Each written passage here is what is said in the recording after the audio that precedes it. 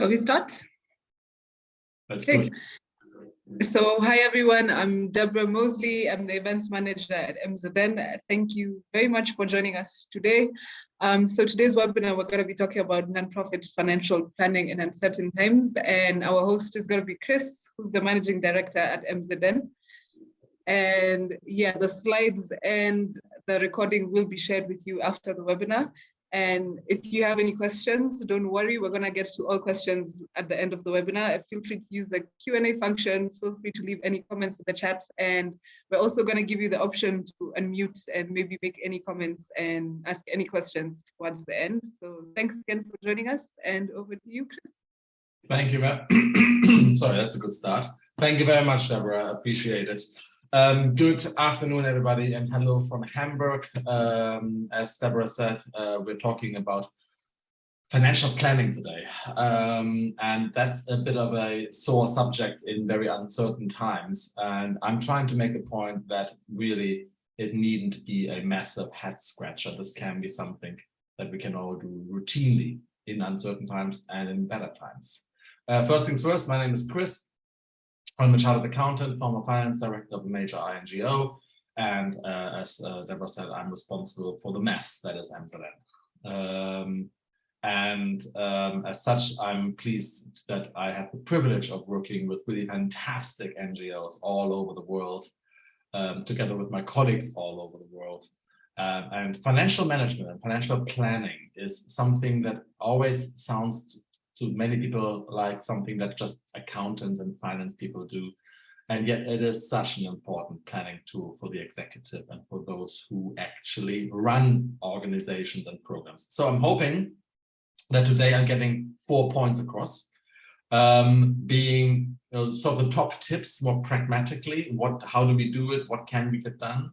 Why shall we even plan financial scenarios when everything is so uncertain? That is a major question I am always getting, saying everything is unknown, why even plan? How do we create a good enough financial scenario? So balancing off the time and the energy it takes to plan versus the uncertainty. And what answers am I looking for from my financial scenarios within my nonprofit organization? If I get 1 or 2 points across in the 20 minutes that Deborah has given me here, then I'll already be happy. So the important part is for you to take part in this and to turn this webinar into a conversation. And you can do this by making sure that you're using the Q&A function at the bottom. Deborah will police me in making sure that we answer all and any questions. But experience shows me that it is best if I keep the lecture part or the presentation part of this very short, 20 minutes, and then get to the questions earlier. So if you have a question, please use the Q&A below. Right. Our friends at Interaction, a large NGO association in the USA, have shared this survey with us earlier this year actually. And look at that. They've asked a large number of CEOs and decision makers at NGOs, and over 2/3 have said yes, the operating environment in which we operate is really changing. So, I mean, that's a major change that is really we're expecting that to be even stronger in 2022. The survey, I think, is just starting again. And the donor landscape, and the income landscape, is massively disrupted. There is yet still a over-reliance of most NGOs on donors, and that is just not viable. You do not build a successful impact-making NGO if you have 100% grant funding. These donor policy changes are rapid. Many are reducing grants. COVID-19 funding is now drying up. There's massive competition from non-NGOs as well. In short, the income side is really changing rapidly. And financial planning can help address this. And first things first, scenario planning, it sounds like a technical term, but it's basically the what if question.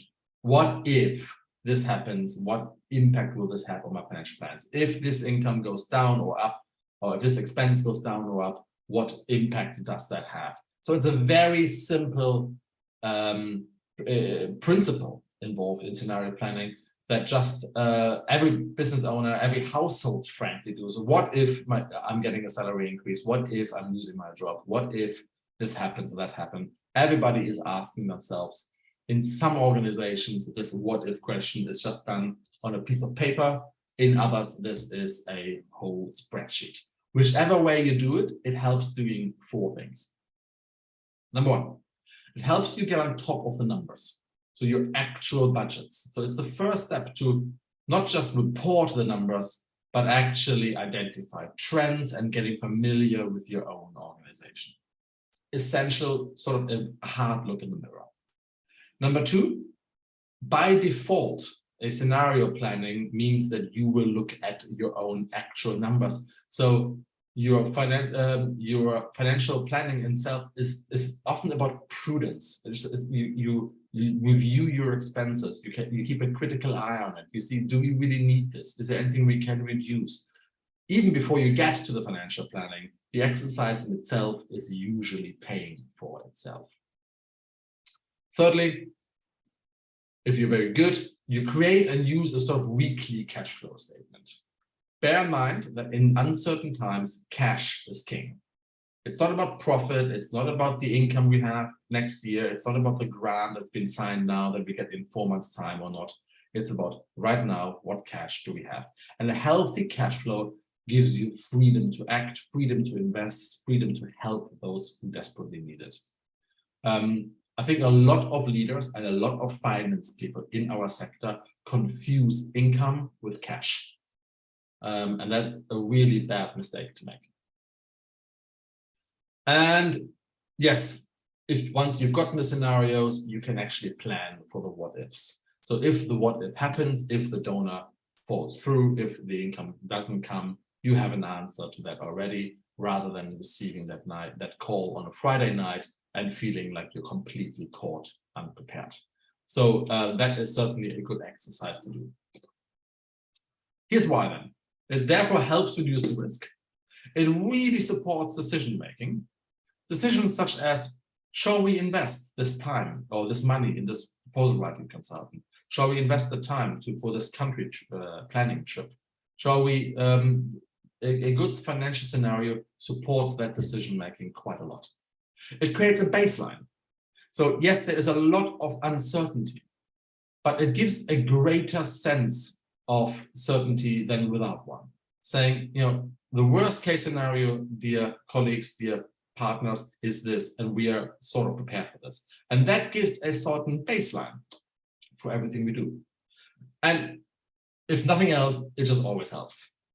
Through whether it's a pandemic, whether it's a sudden rapid onset disaster or whatever else, it's a really good practice to scenario plan for future scenarios, because you always have an answer ready for the scenario that will happen. At this point, I would also like to mention that the scenario you are choosing will never happen like this in reality. That's okay. That really is okay. That's not the purpose. You're not trying to predict the future with scenario. You're just trying to prepare for a range of possible futures. And then you have, when something significant happens, you have a plan or approximate plan. You don't start at 0. Good. Here's a trick when it comes for something to realize.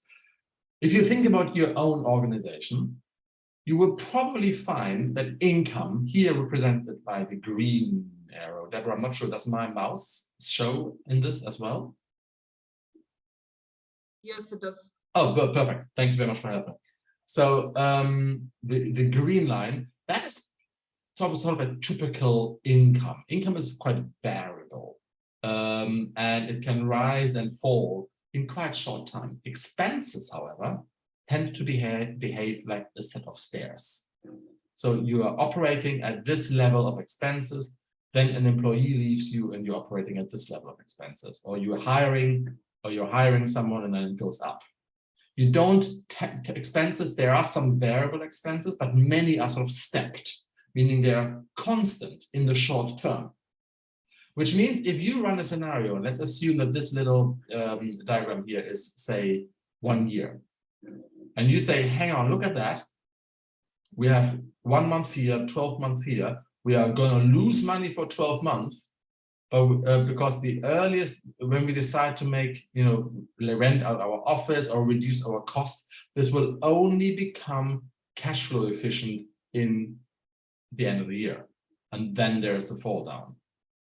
So now imagine that your best case scenario is for that income line to stay flat and not go up. That helps you decide that the costs need to be below that income line at the very least. Yeah? If you're expecting income to rise like this, you can plan for this cost to be stepping up again over here. So you can see this visual presentation helps you plan for the what if, It enables us to forecast the financial impact of reduced income under different scenarios. Incredibly useful tool and so easily done, and yet so many don't do it. So here's an example. I want to not dive into the details of this one, otherwise I will lose you all. But bear in mind, this is roughly how it looks. You have your country, whatever.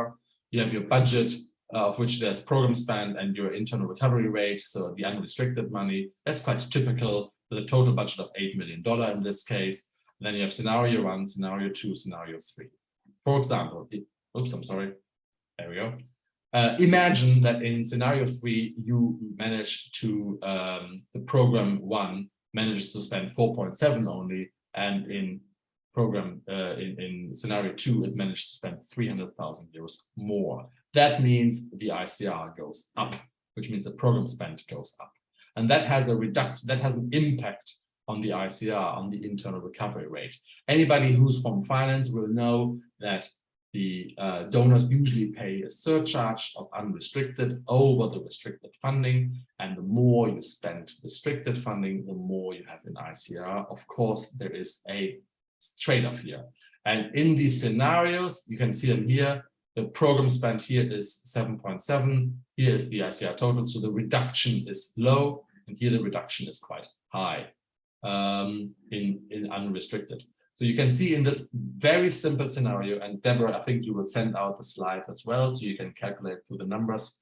You will see a different program implementation budget from 8 million to 7 to 6 to 5 million has a significant reduction impact on the unrestricted funding you have available. In this case, by about $150,000 difference. So this is a very simple, very clear multi-program in one country scenario plan. So the impact on the organizational core, that stuff that is not funded by restricted funding, is quite heavy.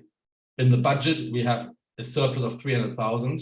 Under scenario 1, we have only 180. Under scenario 2, we're already making 100,000 loss. And in scenario 3, we're making 300,000 loss. So you can see how this is turning around with the budgeted expenditure. So as the budget expenditure reduces, the deficit increases. So this is, again, a very important piece of knowledge that your managers need to have in order to say, guys, we do need to keep budgeted expenditure at 5.2 million in this case. Otherwise, we will not hit, we will create a deficit. And we must at least implement 500 million. So again, very useful, but without good scenario planning, you wouldn't know this. Unfortunately, many of our clients really haven't understood that impact of programmatic spending reductions on the core budget. That income changes, as I just said, making drawings on the reserves more likely, which means if you create a 100,000 deficit, that 100,000 needs to come from somewhere, therefore you reduce in your reserves. And if you keep doing this year on year, the organizational structure is pretty much at greater risk than the program officers, which leads to financial distress. Here's another way how to do it. I'm not going to go through that in detail because you can review the slides and maybe review this video. We are recording this.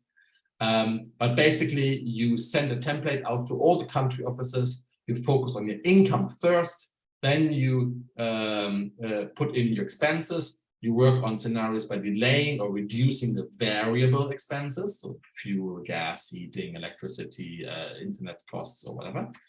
And then you forecast the fixed expenditure, which you can't change. And there you pretty much have it.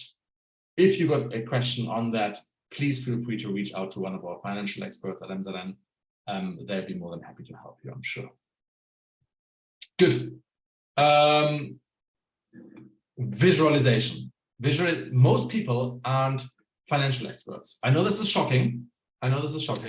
But most people in this world are visual learners. So visualizing the result makes this communication far more effective. If I just told you the numbers 2 slides ago, most of you would probably think back and say, what? But if you see it here and say, look at this, we have a budget of 3 million, and the less you implement, the lower your budget becomes. That is something that most humans can instinctively understand better. So it's not just a finance tool that you put on some Excel sheet. Visualize as much as you can, because that's what you need to communicate.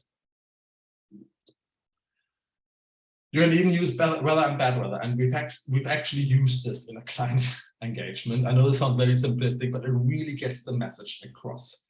There are 3 possible outcomes condensed into some sort of financial information designed to facilitate decision-making. So this is a tool for decision-making. And we literally said, if you do nothing, it's mixed. If you increase your business development, it's getting sunnier. And if you decrease it, it gets rainier and bad weather. I know this sounds incredibly simple, but the ability to communicate complex financial information in a simple, what is this, weather forecast, is really helpful. So basically illustrate, starting from your latest budget, illustrate it as much as you can, with your potential impact on revenue, your potential impact in the budget, on your organizational reserves. You can literally show them going red or green. Have a look at the opportunities from the pandemic. There have been many of them. You can actually go towards the sunny thing and the future plans. Visualize as much as you can. And there we are. Quick and simple, 20 minutes. I think I stayed in time, didn't I? Deborah told me I'd stay within 20 minutes. There's 2 more things, and we get to the questions. In case your financial scenarios didn't work, then on the 12th, my colleagues are running a webinar, how to turn around an organization that is in financial distress. And also on the finance side, there are sort of tips how to improve your proposal budget. So that's on the 9th of November.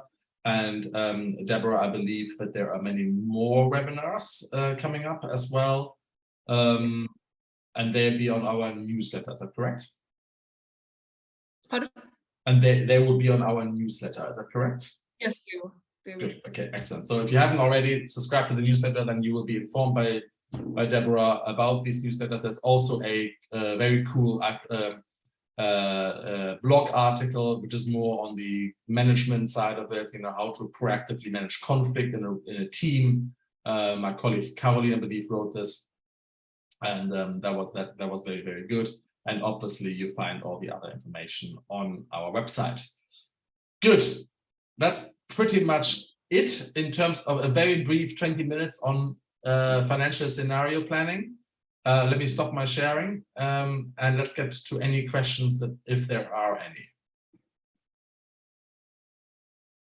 Are we done, or are there any questions on the financial scenario planning? Otherwise, I'm going to go for coffee, which is also nice. Yeah, feel free to also raise your hand if you want Chris to unmute you so you can ask your question directly. Oh yeah, of course. Let me just allow everybody to talk if they want to. We can do that as well. So you manage the hands, Deborah. I'll manage the allowing to talk, okay?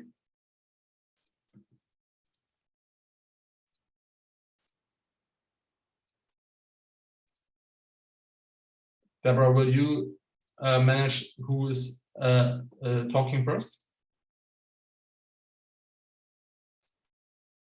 Ooh, I got the first question. So the first question is from Liz, and the question is, can you explain the difference between program and project budgeting? Explain the difference between program and project budgeting. Yes, in very short, there isn't one. The terms project and programs budgeting are really interchangeable. There are some organizations, particularly in Europe, who say that programs consist of various projects. So a program budget, but therefore is sort of the consolidated view of various projects, usually thematically or geographically aligned. But the terms are really, really interchangeable. What's important here, just to sort of highlight the question, is that we do a scenario plan or a financial plan for all programs and or projects. So we have an organizational-wide budget, because what you usually find is that one or two projects are producing a lot of income and a lot of them aren't. So that helps you in decision-making, which type of programs to stop and which ones to continue. Okay, great, thank you, Chris. I see that Hi, can I? Yes. Okay, go ahead, PL. Yeah. Hi, thank you very much for sharing your technical aspects, and I just want to get additional information or additional clarification on the budgeting method that most of the projects are using in non-profit sector. Budgeting method, we know we have, I think Christian know the various budgeting methods. So let me know the most of the NGOs, so the non-profit organizations, the model that they are using. Yeah, sure. Yeah, where are you from out of interest? Where are you dialing in from? Yeah, I'm from Sri Lanka. Beautiful. Thank you very much for dialing in from Sri Lanka. That's a fantastic country, and I know it's going through a difficult phase itself. So I hope you and your family are fine and healthy. Pial, I hope I pronounced it correctly.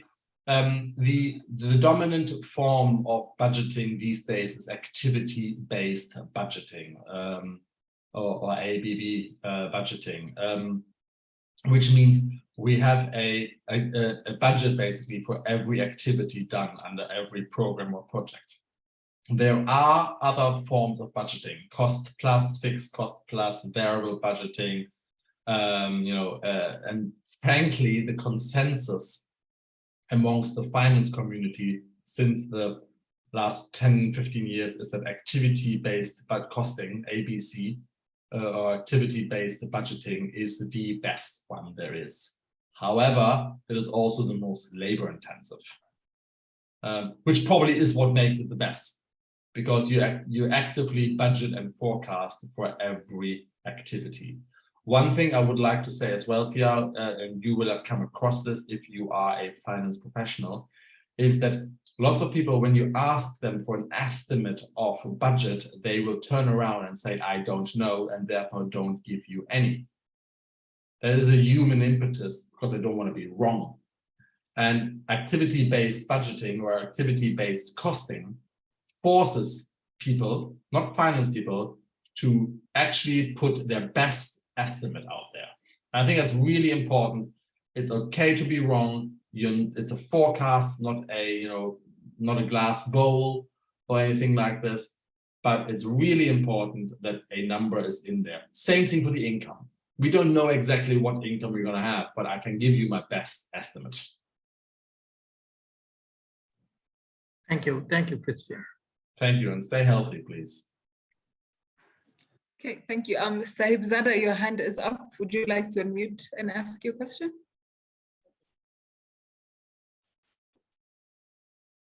Thank you, Chris. First of all, I would like to ask that if an organization don't have resources or money in their hand, how can they develop the budget without knowing that what is the actual amount is readily available? Number one. Number two is that, Can you just say that again? The connection is not brilliant. Sorry. Okay. Would you mind just rephrasing the question or saying that again? I really would like to answer it. Oh, okay, thank you. I want to ask that if an organization don't have a money resources in their hand, they have a nil balance in their account. Actually, I am talking about. Right. So how they would like to develop the budget because they don't know about what is the cost, and moreover, what would be the prerequisite if they don't have any idea what would be possible for the money generation. So will the organization develop a business plan for the budget to collect the or to generate the revenue? It's a great question. So may I ask where you're dialing in from? I am from Pakistan. Fantastic. I hope you're healthy. I know that the floods there over the last few weeks were just devastating. I hope your friends and your family are okay. Well, certainly our thoughts are with you all.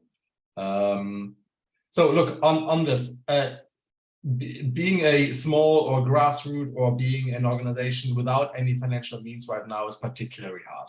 It has always been hard. But that makes financial planning even more important. If you don't know what income you will get as maybe a sub-grantee from an INGO or from a UN organization, that can happen very fast, and sometimes it doesn't happen at all. That makes scenario planning, financial planning even more important, because you can forecast what sort of expenses you can delay and what you can't. Look, Amsterdam, the organization I started, was a tiny organization 10 years ago. I'm not a stranger to having no money in the bank. I think we all experience that from time to time in our life. When that hit, my spreadsheet with the financial forecast was basically always open. And I've updated it, maybe not daily, but certainly every week, in order to not to be caught out. And that let me sleep a little bit better. I know I was prepared, or at least I was planned for, that sub-grant from the UN or that thing being delayed by another week or two. I could actively communicate to my staff or to my associates then and say, yeah, we're not starting this week, we're starting next week. So the less money you have, the more important financial planning is. And you just have to put your best estimates down about when that income is coming in. And that's your guess is the best one there is. Thanks, Chris. Next question we have is from Gladstone Worthington. They ask, do you have tools that finance managers could use to analyze variable and fixed costs, assuming ICR, indirect cost recovery? So ICR is an income, first of all. That's really important to separate. And the best tool that was invented in the last 40 years to forecast cost is amazingly your brain. And a simple spreadsheet.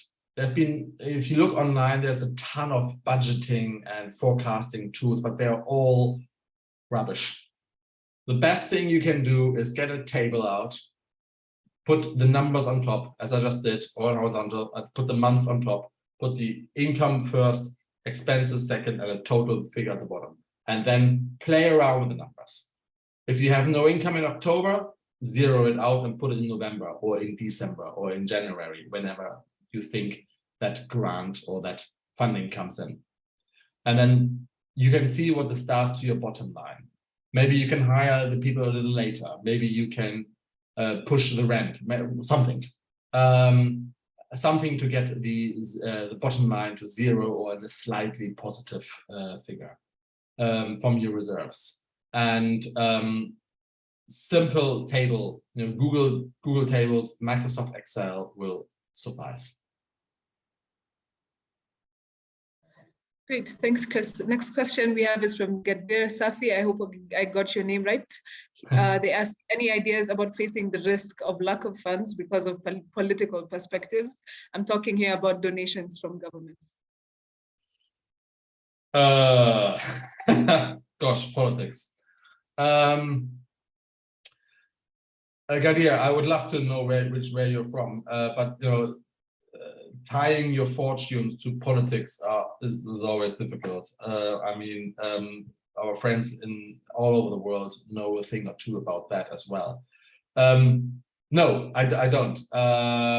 The best way of doing it is to plan for the income to come from the government to be 3 to 4 months later than you actually contracted. There will always be something. Either a form is missing, a bank account number gets mixed up. You know it. There's always something. Particularly when we talk about international transfers, they work quite well in Europe or within the US. But even between US and Europe, there's back and forth, and it's not always great. If you send money internationally, there's currency controls out there that can easily delay a payment by 6 to 10 weeks. So my Gadia, my best tip here would be prudence. If they say they pay tomorrow, accept that, shake their hands, saying I'm expecting it tomorrow, but then budget for it in 10 weeks' time. Hopefully that helps. Yeah, great. He actually just said in the chat that he's from Turkey. Well, yeah, I mean that's what is an 8% inflation rate now.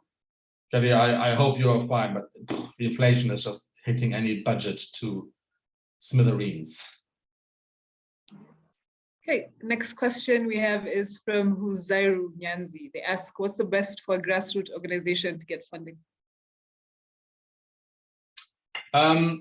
Foundations, I would say. So depending on which country you're in, as a grassroots organization, you probably do not comply with the requirements of a large donor, the management and the administrative capacities. So the best thing you can do is obviously fundraise from friends and families and online, and foundations. Deborah, you can probably let Hanan know, there are funding and fundraising specific webinars coming up soon. Is that correct? Yes, they are next week, and I'll send it in writing. Yeah. Perfect. So I think there are some webinars by my colleagues specifically on fundraising and funding. So hopefully you find the answer there. Okay, great, thank you. Hanan says, thanks a lot for this welcome. I mean, for this webinar, you're welcome. Yeah. They ask, how can we make plans when our work depends on grants to get, especially when you live somewhere like Yemen and the situations are not stable? Yeah, you know what, Hanan, that's a really good question. I really appreciate it, particularly in Yemen. I've worked in Yemen myself for a couple of years, and it's a challenging, amazing environment. And by the way, it has nothing to do with the webinar. The people I've met in Yemen were probably the friendliest in the world. So it's very nice to meet someone again. Look, bottom line is you can't. The scenario, the same questions as earlier about the fact that you have to plan for it very prudently. If they say you're gonna have some income, if they say you're gonna have some income in the next month or two, I would plan for it 10 weeks later and be very prudent about it. Particularly in a fluid environment like Yemen, but pretty much everywhere right now is very fluid. So I would strongly recommend to hope for the best and financially scenario plan for the worst. Okay, great. Sahib Zada, I see your hand is up again. Please unmute and ask any question you have. Nope, easy. Any more questions? Feel free to raise your hand, drop any more questions in the Q&A. We still have a bit of time. If there are none now, you can also email my colleague or me and we'll get back to you. Thank you very much for joining in. Deborah, is it okay to wrap up? Sorry? Is it okay to wrap up? Oh, yes, it is. Thanks Right. everyone for joining us, and we hope to see you at the webinars the rest of the year. Perfect. Thank you so much. Deborah, thanks for sending this out to everybody. I hope that all of you are going to stay healthy and happy, and hopefully see you at a webinar or even in real person very soon. Goodbye. Goodbye. See you guys. Bye.